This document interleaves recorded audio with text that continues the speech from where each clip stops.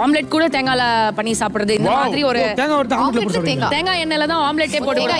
இந்த ரெசிபி எப்படி செய்யலான்னு பார்ப்போமா. 1/4 கப் தேங்காய் எடுத்துக்கோங்க. கூட ஒரு வத்தல் இல்லாட்டி 2 வத்தல் சேர்த்துக்கலாம். சீரகம் 1/4 டீஸ்பூன். இப்போ நல்லா கொரகொரன்னு அரைச்சிருவோம்.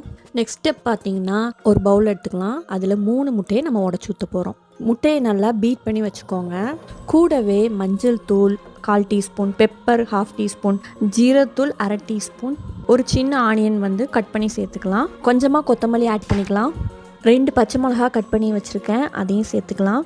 இப்போ நல்லா மிக்ஸ் பண்ணி விட்டுருங்க. இப்போ நம்ம அரைச்ச தேங்காவை சேர்த்துக்க போகிறோம். 3 டீஸ்பூன் அரைச்ச தேங்காவை சேர்த்துக்கலாம். 1/4 டீஸ்பூன் சில்லி பவுட்ரு, தேவையான அளவு உப்பு சேர்த்துட்டு நல்லா மிக்ஸ் பண்ணி விட்டுருங்க. இப்போ ஒரு தவா எடுத்துக்கலாம். அதில் தேங்காய் எண்ணெய் ஊற்றிக்கோங்க.